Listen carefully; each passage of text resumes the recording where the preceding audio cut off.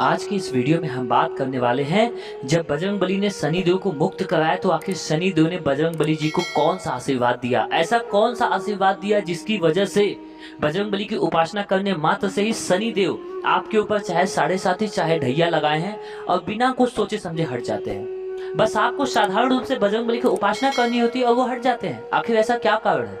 इसके बारे में एक कहानी ऐसी है कि एक बार बजरंगबली, 2-3 कहानियां हैं। मैं सबसे पहले एक कहानी बताऊंगा, बीच बीच में 2-3 कहानियां सारी बताऊंगा। ये कहानी आपको जानना इसलिए जरूरी है ताकि इन कहानियों को सुनने के बाद आपकी जो निष्ठा है, आपका जो प्रेम है हमारे प्यारे दुलारे बजरंगबली पर और ज्यादा बढ़ जाएगा। एक कहानी ऐसी है कि जब लंका में हनुमान जी ने प्रवेश किया तो उन्होंने लंका की हालत ऐसी देखी कि वहां पे सारे देवी देवता जितने भी हैं वो सभी लोग रावण के पराक्रम के सामने, रावण के तप के सामने हाथ जोड़े खड़े रहते थे। महाराज प्रभु हमें बख्श दीजिए, हमें मत मारिए।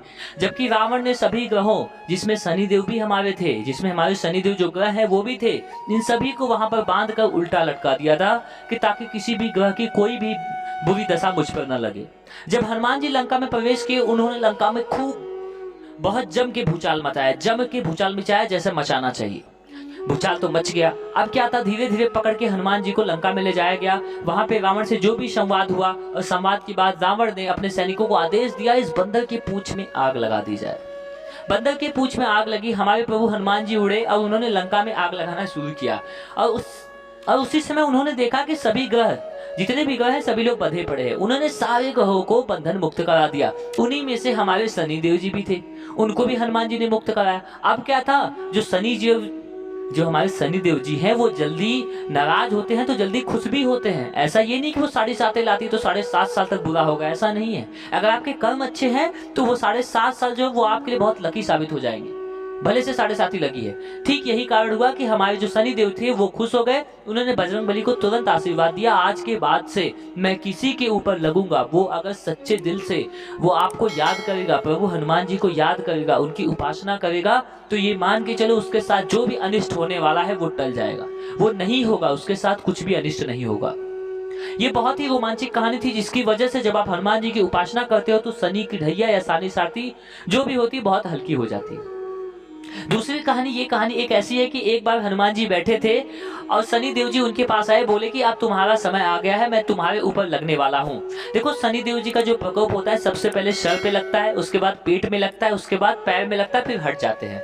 मतलब सबसे पहले दिमाग खराब करते हैं, उसके बाद पेट खराब होता है, उसके बाद फिर जो पैर में दर्द शुरू होता है।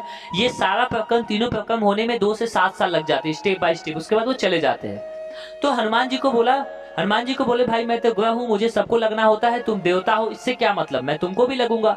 हनुमान जी बोले प्रभु मुझे तो छोड़ दीजिए, मैं तो देवताओं की श्रेणी में आ रहा हूँ, मनुष्यों को नहीं बख्शते, मुझे तो बख्श दीजिए, मैंने तो आपके प्राण भी बचाए हैं।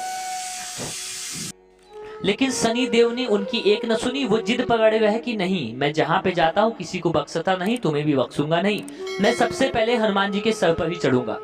हनुमान जी बेचारे मजबूर, क्योंकि वो बहुत भोले हैं, ज्यादा जिद नहीं करते देवताओं से। उन्होंने तुरंत बोला ठीक है आइए महाराज, आप सबसे पहले सर पर ही लगेंगे ना, चलिए आइए। अब क्या था, आओ देखा न था, शनि जी तुरंत हनुमान जी के सर के ऊपर जाके बैठ गए। अब बैठे तो हनुमान जी के, आपको पता है बंदर स्वरूप, बंदरों की मनो जो भी भावना होती है वो क्या होती है, तुरंत उन्होंने बड़े बड़े पत्थर, अपने से भी ज्यादा भारी पत्थर उठा उठा के अपने सर पे रखना शुरू कर दिया। अब जब जैसे ही उन्होंने 1 कुंटल 2 कुंटल 3 कुंटल की, मतलब जितने बड़े बड़े पत्थर रखना शुरू किया, शनिदेव की तो जैसे मानो जान ही निकल गई। वो चीखते हुए बोले अरे महाराज मुझे तो बख्श दीजिए, इस पत्थर को क्यों रख रहे हैं जबकि मैं सर पे आपके बैठा हूं। उन्होंने बोला महाराज आप सर पे बैठे हैं, इससे मेरा क्या लेना देना, मैं पत्थर कहीं पे भी रखूं, मेरा शरीर है।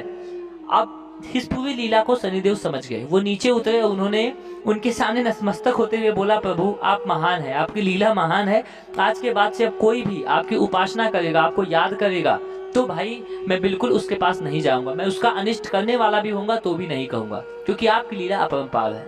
तो भक्तों इसीलिए मैं हमेशा हनुमान जी के वीडियोस लाता रहता हूँ, क्योंकि इनके पास ऐसी शक्ति है जो शायद कहीं नहीं है। अगर आप सच्चे दिल से हनुमान जी को याद करते हो, रोजाना नहीं, आप केवल मंगलवार और शनिवार को भी हनुमान चालीसा का पाठ करने लग जाओ ना, तो ये मान के चलो कि आपके ऊपर जो भी शनि साथी, जो भी शनि की 7.5 या ढैया चल रहा है वो सब कुछ खत्म हो जाने वाला, आपको कोई दिक्कत नहीं होने वाला है। वो चलता भी रहेगा तो भी आपके काम तब भी आगे बढ़ते रह जाएंगे।